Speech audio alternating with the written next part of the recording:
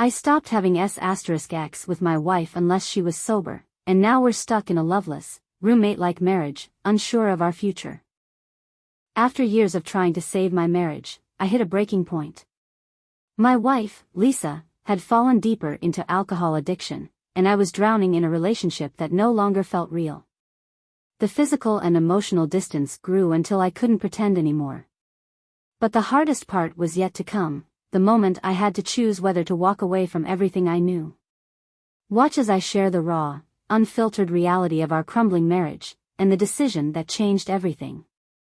Was this the end, or could there still be hope?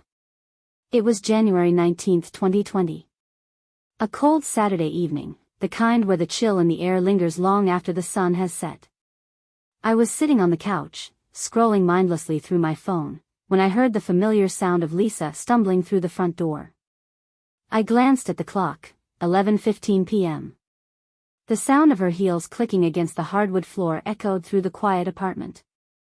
She had been out with friends again, a common occurrence these days.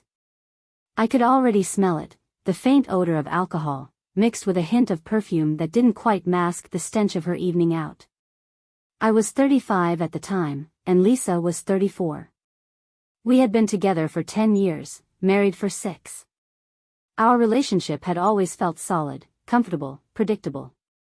But over the last couple of years, I began to notice changes.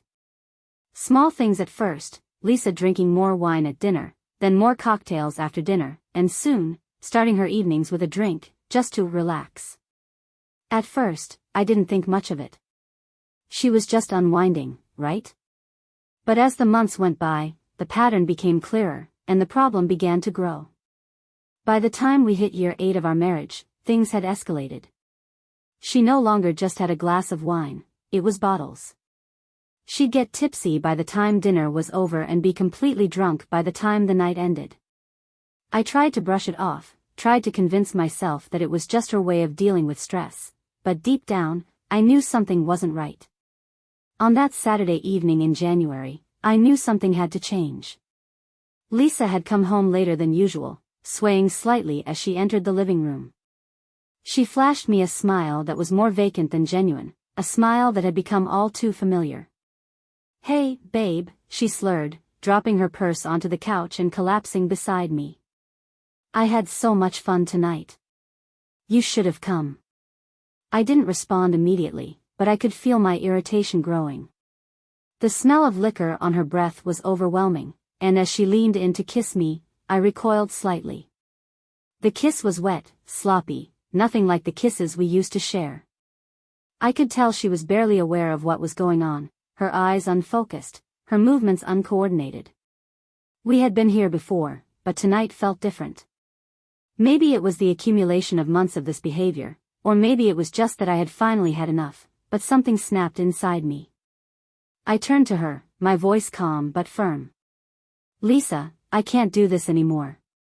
If you're drunk, I'm not sleeping with you." The words hung in the air, and for a moment, she looked at me like I had just slapped her. Her face flushed with indignation, her lips trembling as she tried to process what I had said. "What?" she demanded, her voice rising. "You can't be serious. Are you saying I'm not good enough for you unless I'm sober?" I could feel the anger and frustration bubbling up inside me, but I held my ground. "It's not that. I just can't do this anymore. You're not even here when you're drunk, Lisa. You're a different person. I need you to be present. I need you to care." Her expression shifted, and she suddenly started crying, a mixture of rage and sadness on her face. "I'm trying, Greg. I'm trying to unwind. What do you want from me?" I couldn't even explain it. I just knew that I couldn't keep pretending this was okay. I couldn't keep pretending that everything was fine when I was the only one putting in the effort. We fought for hours that night. The words we exchanged were painful, accusatory, and raw. In the end, I retreated to the guest room, unable to stand being in the same bed with her. I lay there in the dark, staring at the ceiling, my mind racing. We had been here before, distant, disconnected, but something felt different this time. This time, I couldn't ignore it anymore. The next morning, I woke up to an empty bed. Lisa had already left for work, leaving me to stew in the aftermath of our fight. But the truth was clear to me now. I couldn't keep going like this. This wasn't just about the drinking. It was about how far we had drifted apart, how much I had sacrificed for the illusion of a happy marriage. From that moment on, things between us changed. We had crossed a line, and I wasn't sure we could come back from it. We were no longer partners. We were strangers, living under the same roof, unsure of how we ended up here, and even more unsure of how to move forward. It was February 1st, 2020. The chill of winter still clung to the air, and I could feel the cold seeping into every part of our marriage. The argument from a few weeks ago had set a precedent, and things had been steadily downhill since. Lisa and I had barely spoken since that night. She had apologized over and over, but the words felt empty now. I wasn't sure if I believed her. If I was being honest, I wasn't even sure if I wanted to. At first, I tried to engage with her. I really did. I would come home from work and ask her how her day went, but she'd just shrug or give me a quick, distracted answer, her eyes glued to her phone or a glass of wine. Sometimes both. Her drinking had continued, and at this point, it felt like she was using alcohol to numb everything. She had stopped pretending to care about me, and I had stopped pretending that I could fix it. By now, it was routine. Every time I walked through the door, I would find her slumped on the couch, her face flushed from the alcohol, holding a bottle of wine like it was the only thing keeping her company. I would make myself a meal, watch TV, and sit on the other side of the living room, pretending I didn't notice how deeply we had drifted apart. But it wasn't working anymore. I couldn't pretend that everything was fine. I couldn't ignore the fact that she was destroying herself, and us, bit by bit. I started spending more time at work, volunteering for extra shifts just to avoid being home. When I wasn't working, I'd go out with friends. Friends who were starting to notice how distant I had become. I didn't tell them the full story. I couldn't. They wouldn't understand. At least, that's what I told myself. Lisa noticed, of course. She would send me late-night texts, long paragraphs full of apologies. I'm so sorry for everything.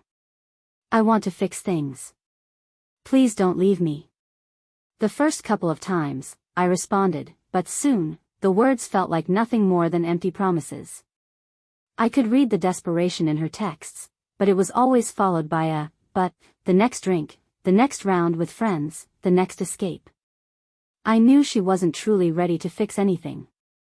She was too far gone. One night, around 11:30 p.m., she left her phone on the kitchen counter while she went to bed. It was odd for her to leave it unattended, but I didn't think much of it at first. I was tired, but something about it nagged at me. I grabbed the phone, unlocked it, and started scrolling through her messages. I wasn't proud of what I did, but at this point, my curiosity had gotten the best of me. What I found made my stomach drop. There were messages between Lisa and a guy named James, someone I had never met. They started out innocently enough, just chatting about the weather, some mutual friends, nothing that would have raised red flags. But as I scrolled down, I saw the tone shift. The messages grew flirtatious, more intimate. Wish you could be here, I could use a drink.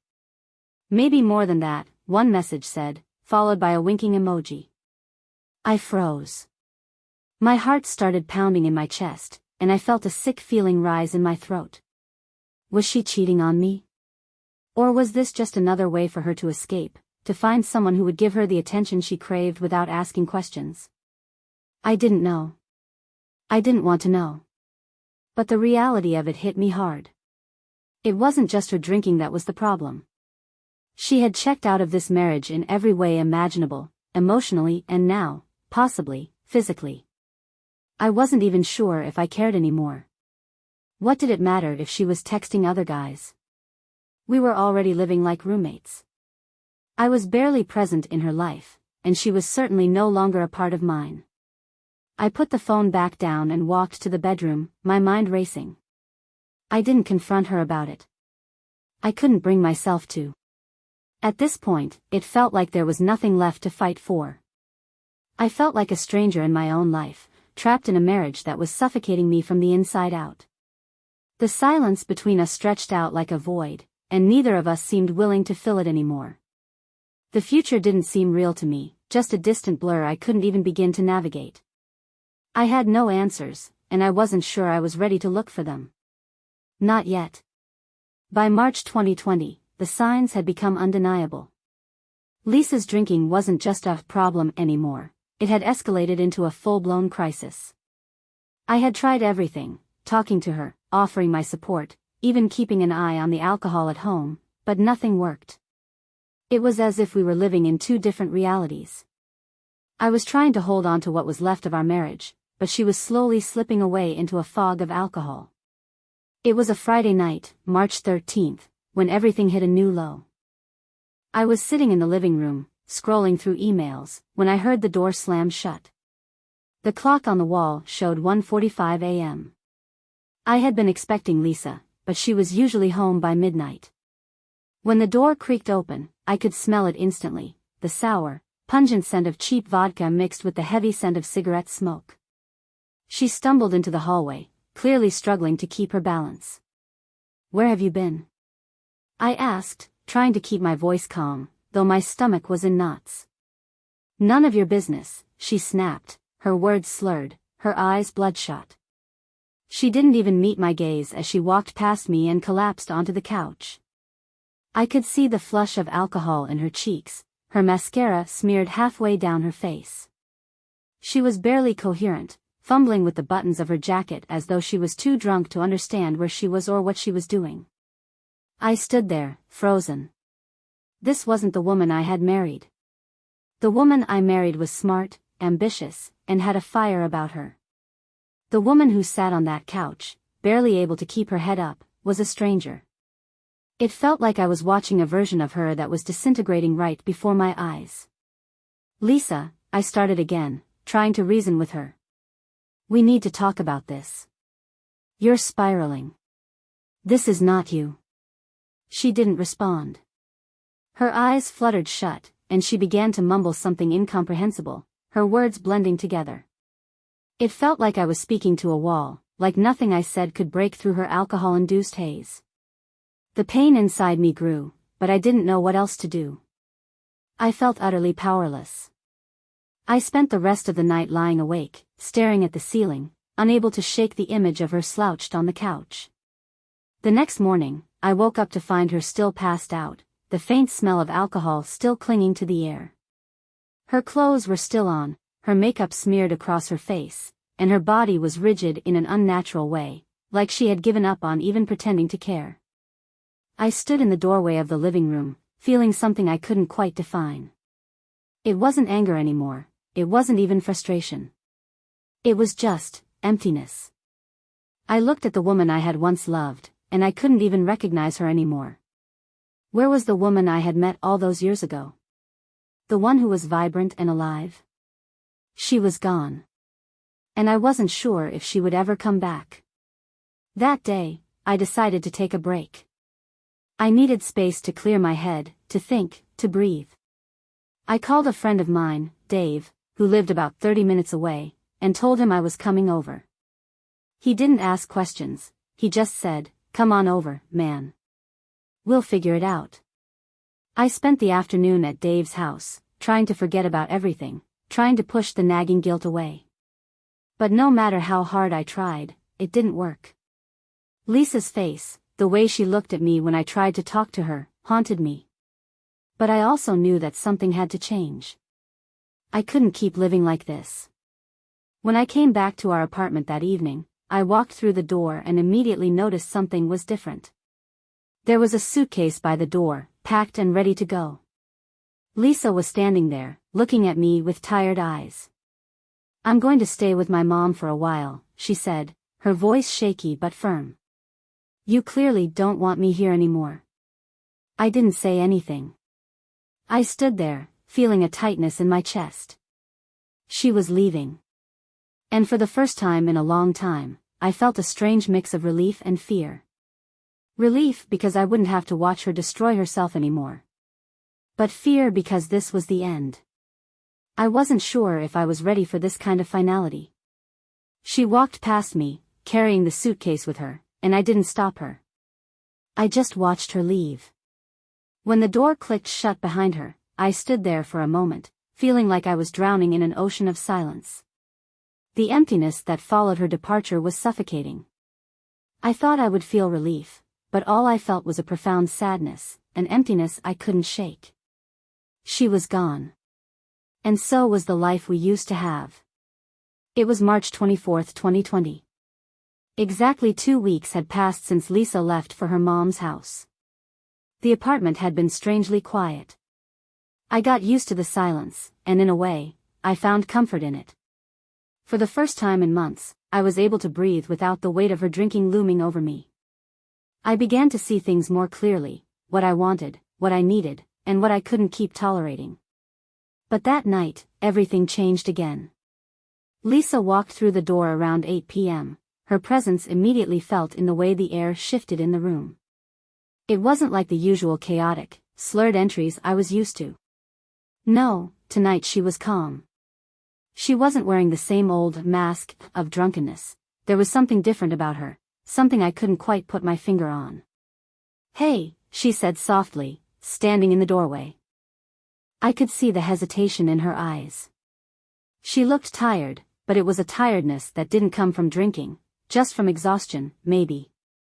She was dressed in something simple, a far cry from the disheveled appearance she usually had after a night out. "Hi," I replied, keeping my voice neutral, trying to hide the uncertainty I felt. I couldn't help but wonder, was this real? Or was she just pulling the same act again? Lisa closed the door behind her, then stood there for a long moment, not quite looking at me. The tension was thick, like we were both waiting for something, an apology, maybe, or some kind of resolution. But nothing was said at first. I waited. Finally, she spoke. "I've been staying with my mom these past 2 weeks, and it gave me time to think about everything," she began, her voice steady but quiet. "I've been an idiot, Greg. I'm so sorry for the way I treated you, how I pushed you away and made you feel like you weren't important. I didn't realize how much I had let the drinking control me." I watched her, searching for some sign that this was more than just another scripted apology. There was a sincerity in her voice, but I couldn't ignore the nagging feeling that it was just another attempt to manipulate me. She had promised to change before, and each time, it had ended with disappointment.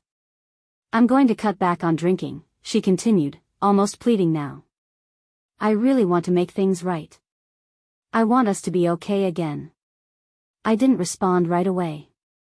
I could feel the walls I'd built up around myself over the past few months. My mind was racing, trying to process the whirlwind of emotions she had just stirred up. I had been hurt too many times to just accept these words at face value. I wasn't buying it. We sat there, her on the couch next to me, and she tried to get closer, her hand inching toward mine. It felt strange, her hand so close to me after everything we'd been through. I froze. Her breath, though faint, still smelled like wine. She had said she hadn't been drinking, but the faintest trace of alcohol lingered on her breath, betraying her words. I couldn't bring myself to touch her. I pulled my hand away instinctively, the distance between us suddenly feeling like an insurmountable chasm. She didn't seem to notice the discomfort in my reaction, or maybe she was just too focused on her own emotions to see the distance I had created. "Lisa," I said gently, my voice trembling just slightly, "I don't think we're in a place where we can just fix things. This isn't something that can be undone with a few apologies." Her face crumpled as the words hit her, and I watched as her eyes filled with tears. She reached for my hand again, this time with desperation. "Please, Greg," she said, her voice cracking, "I know I've messed up, but I swear I can change. I don't want to lose you." I looked at her, but my heart felt cold. I didn't feel anger. I didn't feel the usual frustration. I felt numb. I was emotionally drained. I had been holding on to this relationship, hoping it would turn around, but the truth was, I had already let go. I had stopped believing in the promises, stopped trusting her words. I had stopped hoping that things could go back to how they were. Lisa broke down in front of me, crying in a way I hadn't seen in years. But I didn't know what to do. I didn't feel anything. The connection we once had seemed like a distant memory, something I couldn't quite grasp anymore. The emotional exhaustion from the past few months had drained everything I had left to give. "I'm sorry," I said quietly, but it didn't feel like enough. Nothing felt like enough anymore. It was too late. We were already too far gone. I sat there with her, the tears falling down her face, but I felt nothing. Nothing but the overwhelming weight of reality sinking in. Our marriage wasn't just broken, it was shattered beyond repair.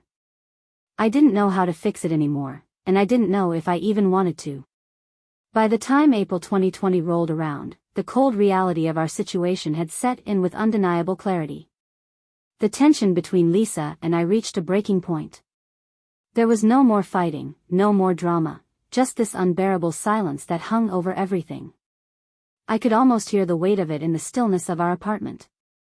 What had once been a home full of laughter, arguments, love, and even hope, now felt like a vacant room. The relationship I had worked so hard to maintain was slowly crumbling, piece by piece, and I had no idea how to stop it. Lisa's drinking had continued to spiral. I had stopped counting the empty wine bottles that seemed to appear like clockwork every night. It had become routine. She'd return from work, pour herself a drink, and retreat into her world.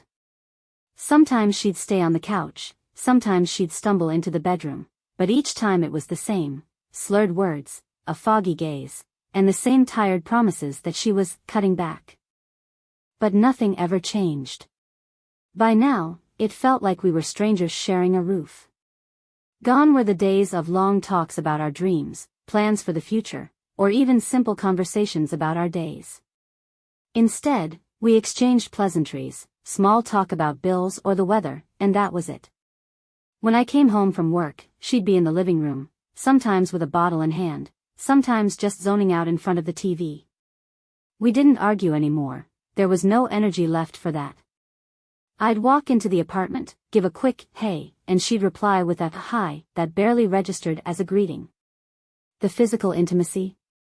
It was gone. The touch of her hand, the stolen kisses, the shared moments of closeness, everything had evaporated. I couldn't bring myself to be near her in that way. The truth was, I didn't feel anything anymore. The emotional connection was long gone, like some distant memory I couldn't quite recall. I couldn't remember the last time I truly felt connected to her. Instead, I lived alongside her in what felt like a carefully curated version of a relationship, a shadow of what we once had.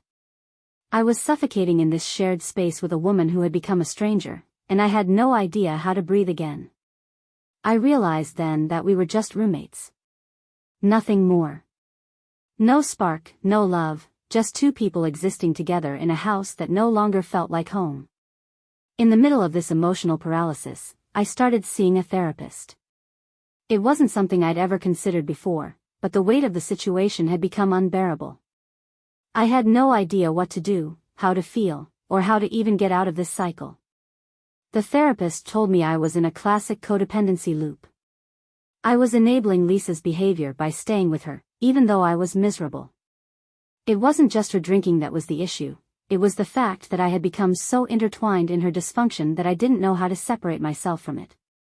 "You're trapped," the therapist said one session, leaning forward with a concerned look in her eyes. "But the choice to leave is yours. It's not about whether you love her or not, it's about whether or not you can live like this forever." I sat there, stunned by the simplicity of it. Could I live like this forever? Could I spend the rest of my life in this emotional prison, just to avoid the pain of leaving her? I had no answer. It felt like an impossible decision. When I came home that night, I couldn't shake the words the therapist had said. I tried to talk to Lisa, but the words felt hollow between us. I asked her, "Do you see this? Do you see what's happening to us?" But she just looked at me with that familiar vacant stare, as if she couldn't even comprehend what I was asking. The decision felt heavier than anything I had ever faced. I didn't want to break up. I didn't want to lose her, but I was slowly realizing that we weren't living together anymore. We were just coexisting, two people trapped in a house, holding on to the scraps of something we could barely remember. I spent the next few days in a fog, unsure of how to proceed. I was exhausted, emotionally drained. The emptiness I felt wasn't just from the relationship, it was from the realization that I had been waiting for something to change, for her to change, but that wasn't going to happen. Not unless I made a decision. And that decision, whatever it was, would change everything. But as I sat there on the couch, looking at the woman I had once loved, I wasn't sure if I could make it. It was June 4, 2020, a Thursday evening when everything finally came crashing down. I had just finished work, the late afternoon sun still hanging in the sky, when I got the call. Lisa had been in a car accident. The voice on the other end of the line was shaky, trying to get through the details, but it was clear, she had been drinking and had lost control of the car. The wreck was bad, but thankfully, she was alive. The car, however, was totaled. I felt my chest tighten as I listened, my mind spinning. Part of me wanted to yell, to scream at her for what she had done. The selfishness, the irresponsibility, it all felt like it had finally reached the tipping point. I didn't even know how to process it. I had seen this coming, but I didn't expect it to come to this, her endangering herself like this, wrecking everything in her path. By the time I got to the hospital, it was almost midnight. I walked into the emergency room, feeling the familiar sting of frustration in my chest. There she was, lying in a hospital bed, looking up at me with wide, tear-filled eyes, expecting comfort. She had cuts on her face, a bruised arm, but nothing life-threatening. I looked at her for a long moment, feeling my anger rise to the surface. Lisa tried to smile, but it only made everything worse. "Greg, I'm so sorry," she said, her voice wavering. But all I could feel was fury. I had tried so many times to reach her, to pull her back from this spiral, but nothing had changed. I was done with the apologies. "How much longer do you plan on living like this?" I asked, my voice low but filled with anger. She didn't answer right away. She just stared at me, as if searching for a response, or maybe waiting for me to soften. But I didn't. I couldn't. Finally, after what seemed like an eternity, she whispered, "I don't know, Greg. I don't know anymore." It was then that I realized, this wasn't a phase. This wasn't a temporary setback that we could come back from. It was who we had become. A broken couple stuck in an endless cycle of self-destruction. Her addiction was no longer something we could fix. We weren't just dealing with a bad chapter in our lives. This was the story we were living, and it was killing us both. I looked at her, tears welling in my eyes, but I didn't cry. I just turned and walked out of the room. Everything had changed. It was July 2, 2020. I had been awake for hours, staring at the ceiling, lost in thought. The weight of the decision I was about to make felt heavier than anything I had ever experienced. I had been thinking about this for weeks, maybe even months, but I hadn't been able to bring myself to actually do it. But that morning, something shifted inside me. I had reached the point where I knew that I couldn't keep living like this. I couldn't keep pretending that everything was fine when it was so obviously broken. I waited until after work, when Lisa was home, and I asked her to sit down. I could see the exhaustion in her eyes. She had stopped drinking for the time being, but it wasn't enough. I could tell she still wasn't fully there, still wasn't fully aware of what was happening to us. I took a deep breath and said the words that had been building up inside me for so long. "I think it's time for us to take a break. I need you to move out. We need some space. We need time to figure out what we're doing." She didn't fight me. There was no shouting, no anger, just a heavy silence that filled the room. I saw the tears well up in her eyes, but she didn't say anything. She just nodded, slowly, like she had been expecting this all along. I could feel my heart breaking in that moment, but there was no turning back. I had made my choice. That night, Lisa packed her things. It wasn't the dramatic confrontation I had feared, instead, it was a quiet, sorrowful parting. We both knew what this meant. The apartment that had once been our home now felt like an empty shell, a place that held the ghosts of the relationship we used to have.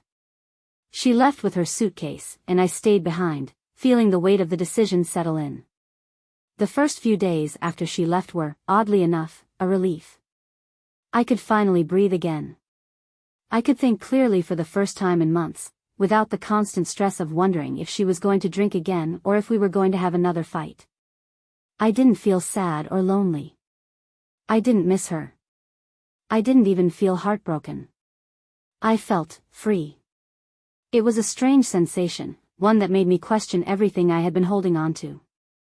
I started spending more time with friends, rekindling relationships I had neglected for far too long.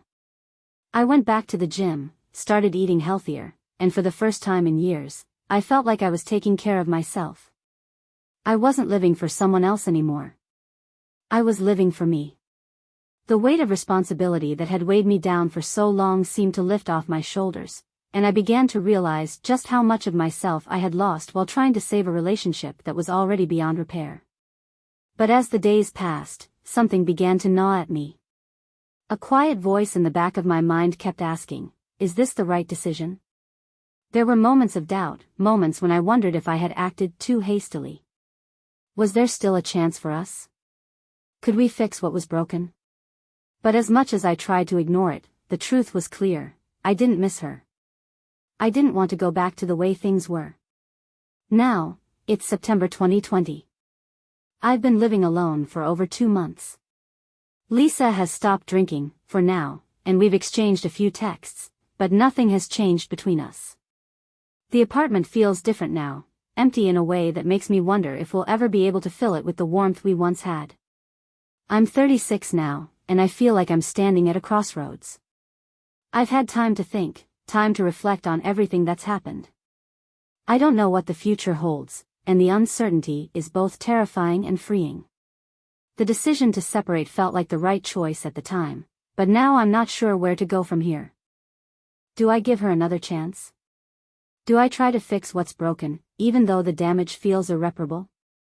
Or do I move on, leave it all behind, and finally let go of a past that no longer exists?